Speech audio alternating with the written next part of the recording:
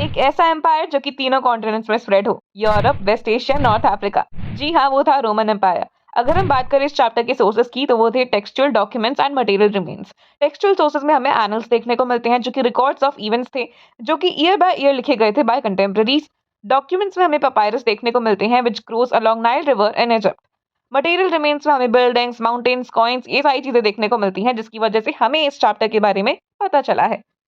Roman and Iranian empire, ये दोनों ऐसे एम्पायर थे जो कि एक दूसरे के राइवल थे। दोनों एक नैरो स्ट्रिप ऑफ लैंड के द्वारा सेपरेटेड थे, जो कि यूफ्रेट्स रिवर के अलोंग हमें देखने को मिलती थी। अगर हम बात करें रोमन एम्पायर की, तो वो वेस्ट में स्पेन की तरफ स्प्रेड था, काफी ज्यादा अटलांटिक ओशन की तरफ।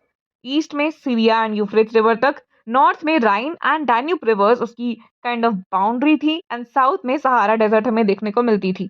लेकिन अगर हम बात करें ईरानियन एम्पायर की ज्योग्राफी की, तो वो south of Caspian sea, eastern Arabia and some parts of Afghanistan को कवर करता था। अगर हम बात करें आर्मी की, तो रोमन आर्मी काफी ज्यादा प्रोफेशनल होती थी, बिकॉज वो 25 साल तक सर्व करा करती थी। लेकिन अगर हम बात करें ईरानियन आर्मी की, तो वो कॉन्स्क्रिप्टेड होती थी। यहाँ पे रोमन एम्पायर में जो लैंग्वेजेस होती थी वो काफी डाइवर्स थी, बिकॉज ऑफ कोर्स ये तीनों कॉन्टिनेंट्स पे स्प्रेड है, तो ऑफ कोर्स यहाँ पे जो कल्चर होगा वो काफी डाइवर्स होगा। लेकिन ईरानियन एम्पायर में हमें थोड़ा कम डाइवर्सिटी देखने को मिलती है, बल्कि ज्यादातर जो पॉपुलेशन थी वो ईरानियन ही थी। यहाँ पे पार्थियंस और ससानियंस हमें कुछ मेजर डायनेस्टीज देखने को मिलती हैं। ये चैप्टर बर्थ ऑफ क्राइस्ट से लेकर के early part of 7th century के टाइम पीरियड के अराउंड रिवॉल्व कर रहा है। अगर मैं बात करूँ रोमन एम्पायर की, और अगर मैं टाइम पीरियड के हिसाब से क्लासिफाई करूँ, तो हमें अर्ली रोमन एम्पायर यानी कि before 3rd century and late Roman empire यानी कि आफ्टर 3rd सेंचुरी देखने को मिलता है। ऑगस्टस 27 बीसी में आते हैं, प्रिंसिपल रेजिमे को लेकर आते हैं एंड रिपब्लिक रेजिमे को हटा देते हैं, जिसमें कि सीनेट के पास ज्यादा पावर थी। अभी सीनेट जो थे वो मेनली लैंड ओनर्स थे, एक वेल्दी क्लास की बॉडी थी, जिसमें कि इटालियन डिसेंट के लोग ज्यादा थे। Most of the Roman history हमें इन्हीं के पर्सपेक्टिव से देखने को मिली है। तो बेसिकली हमें तीन मेजर प्लेयर्स देखने को मिलते हैं, एम्परर, सीनेट जो कि एक बॉडी होती थी वेल्दी फैमिलीज, एंड आर्मी हमें देखने को मिली है। अगर हम बात करें 69 सी की, तो ये बन जाता है एक notorious year. Roman territories basically दो प्रकार की होती थी, एक होते थे डिपेंडेंट किंगडम और एक होते थे provincial territories. Basically independent kingdoms को कन्वर्ट करा जाता था प्रोविंशियल टेरिटरी में। डिपेंडेंट किंगडम का अगर मैं एग्जांपल दूं, तो वो है हेरोड्स किंगडम, जो कि 5.4 मिलियन डिनारी पर ईयर जनरेट करता था। ओके। रोमन एम्पायर में मेजर अर्बन सेंटर्स थे Alexandria, Antioch and Carthage. Provinces से टैक्स कलेक्ट करे जाते थे। प्रोविंसेस में जो अपर क्लासेस होते थे, वो लोग कादरे भेजते थे या कैडरे भेजते थे, जो कि मिलिट्री कमांडर्स की तरह एक्ट करते थे एंड इलाइट एडमिनिस्ट्रेटर्स की तरह एक्ट करते थे, एंड टैक्सेस वगैरह को कलेक्ट करा करते थे। 3rd सेंचुरी क्राइसिस, जिसमें कि हमें इंटरनल कॉन्फ्लिक्ट्स देखने को मिलते हैं। 225 बीसी में ससानियंस नाम की डायनेस्टी का एक्सपेंशन देखने को मिलता है towards Euphrates in just 15 years. Shah Alam 60,000 लोगों की रोमन आर्मी को डिस्ट्रॉय कर रहे हैं, ऐसा हमें रॉक इंस्क्रिप्शन के थ्रू पता चलता है। ईस्टर्न कैपिटल ऑफ एंटियोक भी कैप्चर हो जाता है, एंड जर्मेनिक ट्राइब्स का इन्वेजन भी हमें काफी ज्यादा देखने को मिलता है, जिसकी वजह से Romans were actually forced to abandon much of their territories. अब चलिए जानते हैं जेंडर रोल्स। न्यूक्लियर फैमिली देखने को मिलती थी, जो कि अपने साथ स्लेव्स रखा करती थी। मैरिजेस के बाद भी विमेन का हक होता था अपने नेटल प्रॉपर्टी पर। मैरिजेस जनरली अरेंज्ड होती थी। काफी ज्यादा एज गैप देखने को मिलता था, बिकॉज जो मेल्स होते थे वो अपने late 20s and early 30s में शादी करा करते थे, वहीं जो फीमेल्स होती थी वो अपने late teens and early 20s में शादी करा करती थी। Divorce was quite easy at that time. Domestic violence काफी ज्यादा होता था, एंड डोरी भी उस वक्त काफी कॉमन थी। फादर्स का अपने चाइल्ड पर एक जुडिशियल कंट्रोल होता था। लिटरेसी जो कि काफी ज्यादा वेरीड थी, ये ज्यादातर हमें army, soldiers and state managers में ही देखने को मिलती थी।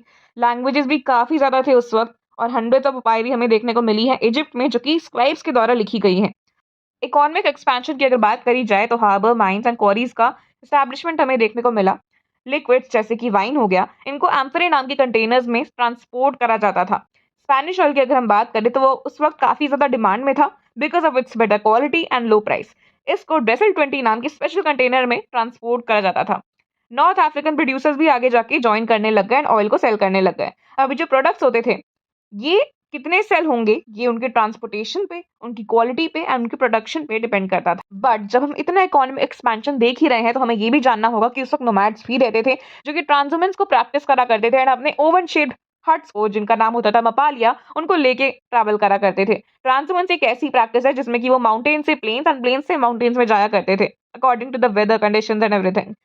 इसी के साथ साथ diversified application of water power देखने को मिला है, हाइड्रोलिक माइनिंग टेक्निक देखने को मिली है, और इसके साथ साथ मनी का भी यूसेज बढ़ता हुआ देखने को मिला है।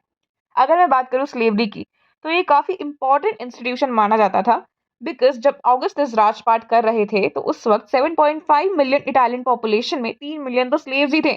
स्लेव्स को बेसिकली इन्वेस्टमेंट की तरह देखा जाता था। जो अपर क्लास होते थे वो इनके साथ काफ़ी ब्रूटली बिहेव करा करते थे। अब क्योंकि वॉर काफ़ी ज़्यादा कम हो चुके थे, उस वजह से स्लेव ब्रीडिंग को काफ़ी ज़्यादा प्रैक्टिस करा गया एंड फ्री लेबर का यूज़ करा गया बिकॉज़ स्लेव्स उस वक़्त महँगे थे। इकोनॉमिक्स का सिंपल फंडा है कि जब कोई चीज़ कम होती है तो उसकी प्राइसेस बढ़ जाती हैं। तो उस वक़्त स्लेव्स कम थे तो उनके प्राइसेस बढ़ गए थे जिसकी वजह से free labour and slave breeding को यूज़ करा जाता था।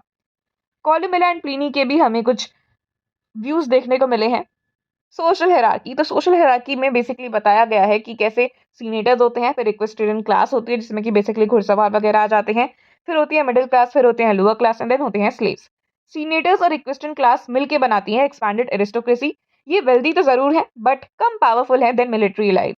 मिडिल क्लास लोग काफी ज्यादा कनेक्टेड थे with imperial services and army and bureaucracy.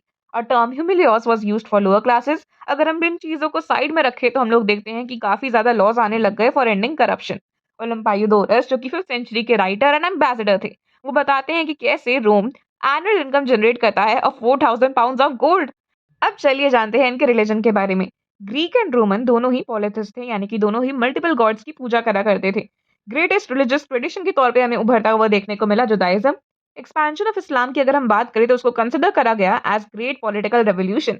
Jupiter, Juno, Minerva and Mars, इन गॉड्स की काफी ज्यादा वर्शिप करी जाती थी बाय ग्रीक एंड रोमन। अब हम बात करने वाले हैं लेट एंटिक्विटी की, जो कि 4th से लेकर 7th सेंचुरी तक के टाइम पीरियड को दिखाता है कि क्या क्या उसमें चेंजेस वगैरह हुए। कॉन्स्टेंटाइन जो कि क्रिश्चियन एम्परर थे, उन्होंने क्रिश्चियनिटी को as an official religion declare कर दिया। सेकंड कैपिटल उन्होंने अपना कॉन्स्टेंटिनोपल अपने ही नाम से कैपिटल भी बना दिया एंड वो सॉलिडिस करके एक मॉनेटरी न्यू सिस्टम लेकर आ गए। 7th सेंचुरी में हमें इस्लाम का एक्सपेंशन देखने को मिला। ओवर एक्सपेंशन के चलते जो डायोक्लेशियन है उन्होंने काफी टेरिटरीज वगैरह को अबैंडन कर दिया, जो कि उन्हें थोड़ी कम स्ट्रैटेजिक एंड कम इकोनॉमिक वैल्यू प्रदान करती थी। तो ये था late antiquity. I hope video अच्छी लगी हो। अगर वीडियो अच्छी लगी हो so do like, comment, share and subscribe.